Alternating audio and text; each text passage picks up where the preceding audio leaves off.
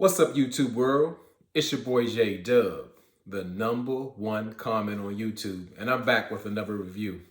But before I get into the review, I must say thank you so much to all my wonderful subscribers. I haven't been, I would say, as consistent as I need to be. As I said, I'm bogged down with work, but things are looking like I have a little more time to do a few more videos, will be more consistent. But most importantly, I've hit the 1,500 mark of subscribers, and I'm so appreciative. As I said, I haven't been cranking out those videos like I needed to, but my channel continues to grow, and I thank you so much, because again, without y'all, I can't do this. And I might be 100 days in, and this channel's just growing and growing, and I'm extremely thankful and extremely grateful. So today I'm gonna bring you the review of Love and Marriage Huntsville. We're in season 3, episode 11. I now pronounce you depressed. What a title. So it starts out with Kimmy and Maurice, and they're talking about the previous night that they had, when the girls and guys went out separately. And Maurice pretty much, he sums the night up as he said it was G14 classified. And I really like that, how he handled that. That's, for those who don't know, that comes off of Rush Hour, I believe, with Chris Tucker. And G14 just means it's top secret, so he ain't talking. So, Lewis could take a note from that, but we're going to get into it about that. So Kimmy tells Maurice that Destiny and Tiffany had got into it, but Kimmy felt that Destiny's reaction she was madder than the circumstances called for. And I really don't agree with that, but I guess that's Kimmy's personal opinion. Kimmy is probably, I would say, my favorite wife out of the bunch, but sometimes Kimmy get on some stuff I just can't get with. And so they're talking about the situation where Marcel was telling the guys about Tisha being like insecure, and Tiffany spilling all the info, and Kimmy also mentioned that, like, on the way home, like on the Sprinter, Destiny and Tiffany got into it a couple of times about that situation. And I wish they really shown that, because I know that conversation, those conversations were heated, and that would have really been good for TV if they wanted to show us something, because they like arch enemies at this point. So we should have saw that. So we go on to Destiny and Melly. They were having to sit down by the pool to discuss what happened last night, all that arguing between Destiny and Tiffany. And Melody wants to know from Destiny if she likes Tiffany or not. And I thought that was a setup question. It was just like, it wasn't real, because it's like Mel had blinders on, and she's what we call it. She's picked a side. To me, she's Team Tiffany. And like every word that comes out of Mel's mouth is like in defense of Tiffany. And I can't stand that. So I can see how Destiny is bothered. So they switch over and we see the perfect example of a marriage couple, and that is Tiffany and Lewis. Let them tell it. And Tiffany, she's explained her side to Lewis, but it's more sound like she's a victim in the situation. And she tells Lewis about Destiny saying she's gonna drag her through the parking lot, and it's just like it's unwarranted, or just she's innocent, nothing happened. And Tiffany just says she can't be herself. She can't do anything right, and she just can't be her her transparent self. And she loves to use that word transparency, which that really gets, that messes with me, because more so when you're being transparent, that's like being like honest and forthcoming. And normally that's about something about yourself, or more so how you feel. But Tiffany likes to be transparent when she wants to say anything that she wants about your situation, and you shouldn't feel a way about, because she's transparent. So here comes enabling Lewis right behind her. He pretty much chalks the situation up of, like Destiny's going through a divorce, or she's going through a rough patch.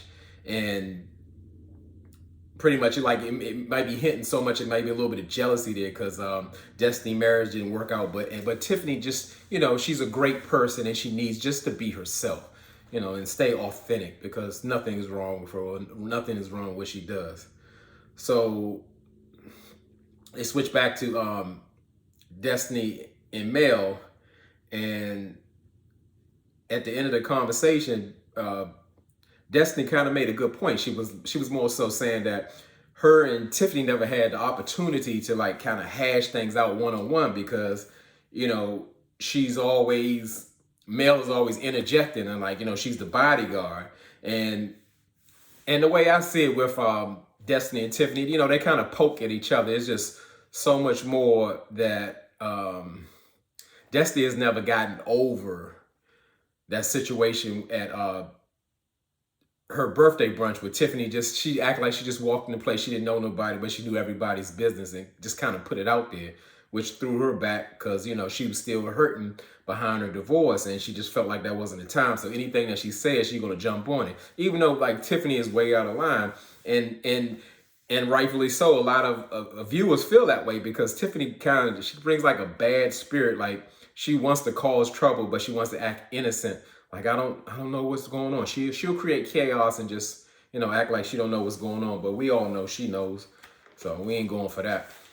So we go to Marcel and Tisha. And Marcel told Tisha, because all the wives want to know, what happened last night. They're not going with what happens in Vegas stays in Vegas. And Marcel pretty much told Tisha that, the guys just got together, that they sung some songs or whatever. And Tisha like, oh, so we're going to lie to each other. But, Marcel, he ain't giving up no information. Marcel stays vague. He keeps it short.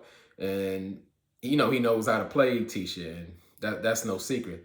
So Tisha mentions that the pillow talk between Lewis and Tiffany got back to her about, when they was playing basketball and, saying that Marcel felt that Tisha was insecure.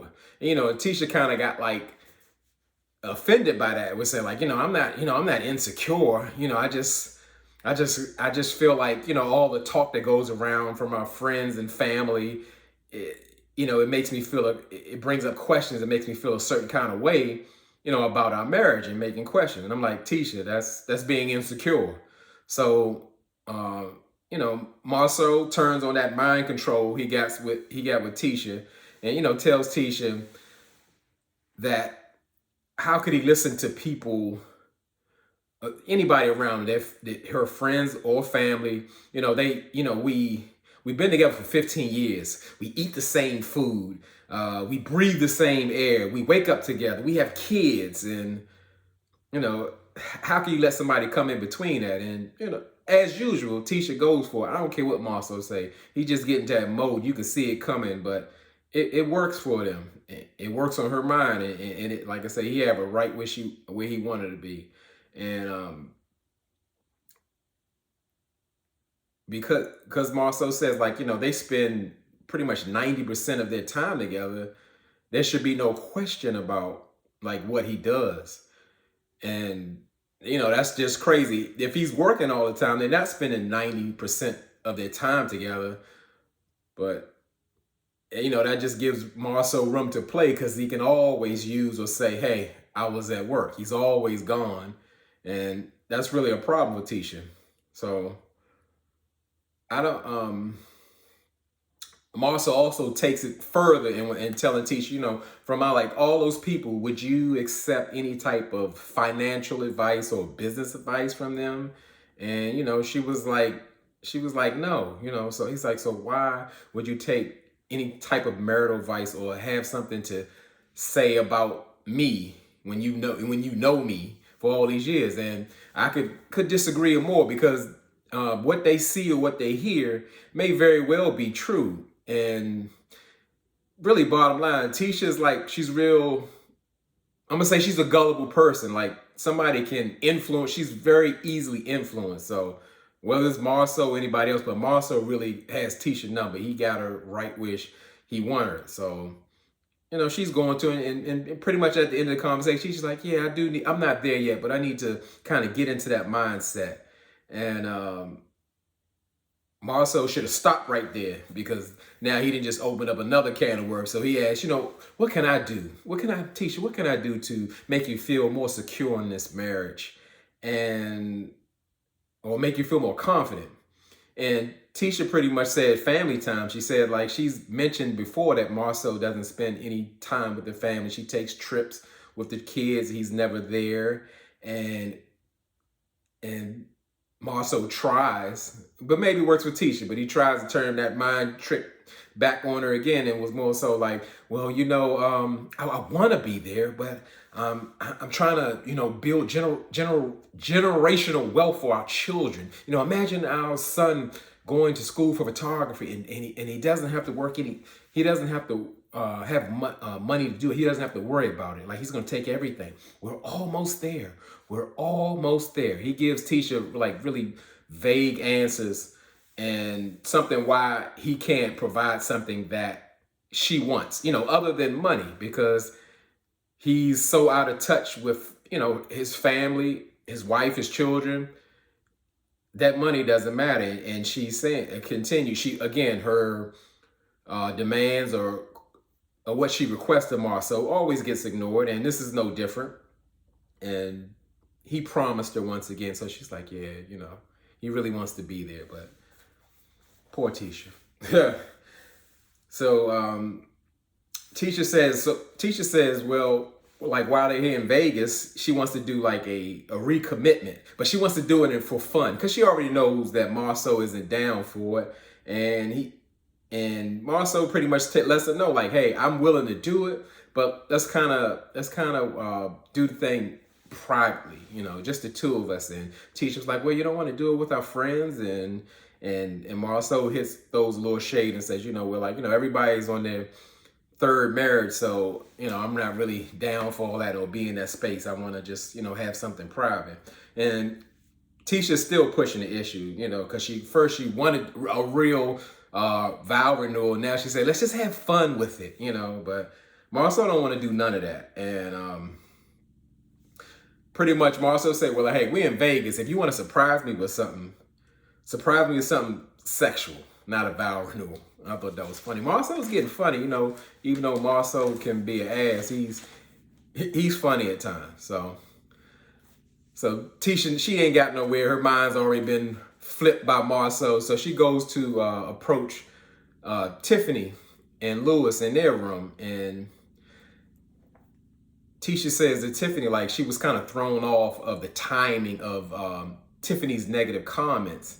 And really, Tiffany's focus, she's not just like Marcel, she's not listening to Tisha. She's like, well, are we good? Are we good? That's all she wants to make sure we're good. And Tisha, like, yeah, Tisha's never bothered. He's like, yeah, we're good. It was just like, the timing, and which it was, because Tiffany more so started inserting her opinion, where she was more like, well, are you staying together for the kids? Nobody said I'm staying together for the kids, but that's her being transparent. And I'm about to say I just don't get Tiffany, but I actually do. Tiffany is like, she's one of those evil people who thrives on confusion, and things aren't positive. She wants to see that chaos flowing, and she wants to get to you and bother you, but act like she don't know what's going on. So Tisha's just gonna be Tisha. She's gonna go along with it. And she actually, I don't know why, she shared with the Whitlows that they were going to a wedding chapel, because she wanted to kind of do a vow renewal. But Marcel, he's not with that. So Tisha again let someone else. She just left being influenced by Marcel. She goes to the Whitlows' room, and they influence her as well, even though Marcel directly told her, I don't want to do it. I'm not going to do it, and let's do it privately. And so the Whitlows were asking, like, you should really do it. And Lewis hits her with, you got to trust your heart. Does your heart tell you should do it? And Tiffany's like egging it on, like, yeah, you should do it. Just do it anyway. And in this case, Marcel might be right. Like, how are you going to let somebody that's been married for less than a year, who actually had a surprise wedding, which to me is absolutely absurd, because a wedding is two people committing together with a sound mind and making a decision together to do so. But you don't surprise somebody with something like that. So, Tisha's like, yeah, like maybe she will do it because she's already had everything set up to do it, even though Marcel said no. So again, now she's letting the Whitlows do it. So we see everybody going out to dinner, and in the confessional, Tisha says, we're going to dinner, but we gotta make a stop before they get to dinner. And Marcel says, if you want to surprise me with a threesome. He just putting it flat out. I don't want no vow renewal, nothing like that. He want another woman to come to the room. And, Tisha is stuck on that. We're going to renew our vows no matter what, because the Whitlows told her she should. So the crew, everybody pulls up to the wedding chapel, and they kind of cheering because they already know what's going down. They're like, yeah, it's Marcel and Tisha's 15-year anniversary, so we about to renew some vows. And Kimmy got enough nerve to say, like, well, the Holt's renewing their vows, like that's crazy. And Destiny was like, too soon.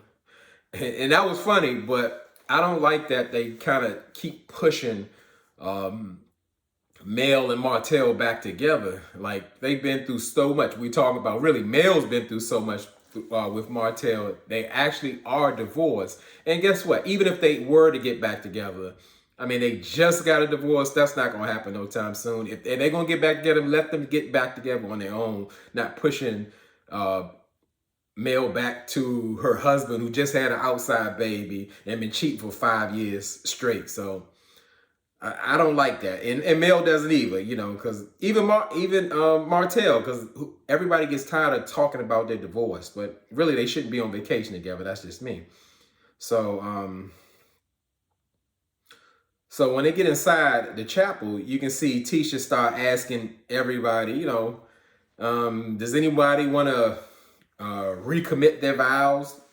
And everybody's looking around like, is that why we're here? I thought we were here for you and Marceau, celebrating your anniversary, and you're going to commit to the vows. And Destiny hit him with another one line. She was like, awkward, because it was very awkward. It was like they was trying to fill in time, and Tisha was just like, she was struggling, she was flailing because her plan didn't come together, and she didn't know what to do next. So Marceau, again, he hit with a funny line. Marceau's like, I don't know, in his confession, he's like, I don't know if this is a test, like, you think I won't say no in front of everybody in public, because Marceau has made it very clear, like, hey, this is not something I want to do, but Tisha, like, pretty much insists without saying it. I don't get that part, but again, just as she left Marceau, she went and got influenced by the Whitlows, and she thought that renewal vow will work once you get to the chapel, and that doesn't make sense. So to break the awkwardness, Louis and Tiffany, they decide to recommit to their marriage after 11 months. And, again, how Tiffany and Louis talked, Tiffany's like, yeah, let's just be the example, because they're the example of what a marriage should look like, and, how people should follow in being married. And Marceau, I'm telling you, Marceau, he was funny this whole episode. He was like, what, they've been married 11 months? What, that's what, 15 minutes? They've been married for 3 songs. and that cracked me up. And really, he hit me with Marceau hit me when he said, I guess being married for 11 months is like reheating a meal that's still cooking. He don't respect nothing the Whitlows say, because he's like, y'all ain't been through nothing, y'all ain't had no time together, and you had a surprise wedding. So during the ceremony, while the preacher was saying, going through the ceremony, and Martell was backing the preacher up like, yeah, some people ain't never been, ain't make it to 11 months. And Destiny looked back like, I know he just ain't say that to talk about me. And Marcel's like, oh, no. No, we're here. I wouldn't do that. And as much as Martell lies and schemes and connives, I don't really believe he meant that towards Destiny. He was just saying, like, some people just don't make it. Not even a year. So you can't take any time for granted. It's all a blessing every day you have. So everybody could tell like how awkward the situation was, even though that Lewis and Tiffany stepped up in getting married. They pretty much tried to give Marcel interventions, like, if you're not going to do the vow renewal, at least profess your love to Tisha, because you can see like Tisha is visibly disappointed by this. I mean, she looks like so down, but she's trying to like keep a strong face, and but Mel is kind of leading the pack of like really trying to get Marcel to do this. I'm not sure if Mel's come from a genuine place, because Mel kind of eggs on certain situations that might not be the best, and she'll get mad when you tell her like she should remarry Marcel. But to me, sometimes her and Tiffany are just like one and the same. Mel is just like a little more subtle about it, and even though it is a good point that Marcel should really be able to stand and say, hey, tell why he loves Tisha and all of that. That shouldn't be nothing to do. But you can see like Tisha wants to do that, and she's and pretty much Mel puts her in the middle of it, and Tisha was saying like pretty much, yeah, I could speak up if I wanted to say that, like I was disappointed. But really, Tisha doesn't have a voice in her marriage. So they left the wedding chapel. Only Lewis and Tiffany got married. So they finally make it to dinner. They're at Gordon Ramsay's restaurant in Las Vegas. And Kimmy, at the dinner table, Kimmy has to point out that, they've been a part of traditions. Like, yeah, Mel and Martell, we were at your 10-year anniversary, and we're here celebrating your 15. And, I'm like, why, Kimmy? Like, sometimes she kind of, she switched to a different Kimmy to me sometimes, and I don't think it's coming from a genuinely good place. And that thing starts, and then Martell kind of goes on a rant about, well, pretty much, well, if me and Melody are not together, but you're going to be celebrating something for the Holtz, because I plan to be married. I love to be married, and I didn't do it's some good things that I did do. And of course, that type of conversation irritates Melody, and she gets triggered. And so they going back and forth on that same toxic merry-go-round that they are used to being on. And to me, that was all like started by Kimmy. And so Marcel, he brings up, he wants to speak to Lewis directly, and pretty much saying like, he's smiling, but he's like upset or really bothered by the situation. He's like, that pillow talk you've been talking to Tiffany got back to my wife. And Tiffany jumps in, and Marcel, was saying like, well, pretty much you should tell Tisha what's going on. And Marcel hit her with, well, I'm kind of talking to Lewis, And I like how he did that. He kind of shut it down without being confrontational. Really tell her like, shut up, I'm talking to your husband. I'm not talking to you. But Tiffany still got, well, I'm speaking to you. And Lewis like, well, no, I got it. And pretty much Lewis doubled down on what Tiffany says, like, you should be talking to your wife, and not getting away from the fact that they had God time. And let's just say this, because realistically, with people who are married, there are a lot of married people. It's like if you're talking to one, you're talking to the other. But the fact where that kind of came out the way, if you're going to share that, Tiffany should have never said nothing, because that was done in like confidence. But Lewis pretty much tells Marcel that like, hey, well, if you wanted it to be in confidence, you should have told me. And Marcel like, why I gotta say that, And that just showed to me like what kind of person Lewis is. He's gone for his wife, and he doesn't correct her, or he doesn't, let her know where she's wrong, because I know he knows better than that. So we get Maurice. He wants to bring up a production question. He says, how important is happiness to everyone? You got to do that. It's almost like a married at first sight question, and they go on a rant or a little tangent about it, and we find out that Marcel is pretty much, he's saying that he's depressed. I got what he said about like happiness, more so like I've heard a preacher say that before. Creflo Dollar, he said it to Waka Flocka and Tammy, was saying that you shouldn't make happiness your highest priority. You should really be focused on what you should be doing in your spouse, doing to your spouse in a marriage.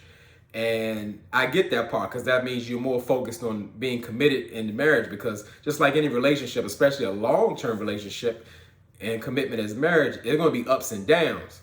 So every time you're not happy or you're not liking something, you're done with the marriage.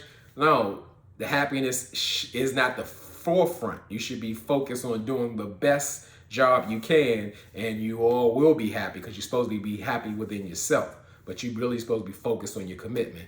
We learned that Marcel is really like depressed, or that's what he's stating. And then we find out, like everybody else different people have been dealing with depression, such as Lewis as well. And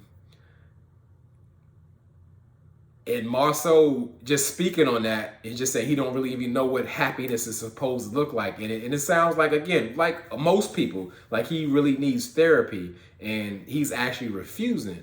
And so they just, that was just the end of the episode. And fine, this has been the longest Vegas vacation I've seen. I don't know, it's been 3 weeks, 4 weeks. But anyway, on the next episode coming up, they go into Martell asking Melody for, I guess, when he tried to kind of slide that word, and he wants the rights to the kids. He wants the first rights, because he doesn't want his kids being raised by babysitters. Now, he know Mel ain't going for that. I mean, if they had any kind of rapport and co-parent, that's one of Mel's triggers. So him talking about like he want custody of the kids, that ain't gonna happen.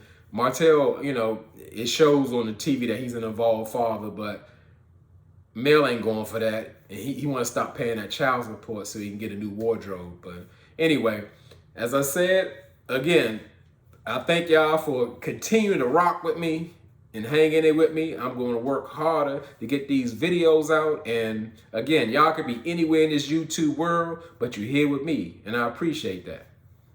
I really mean it.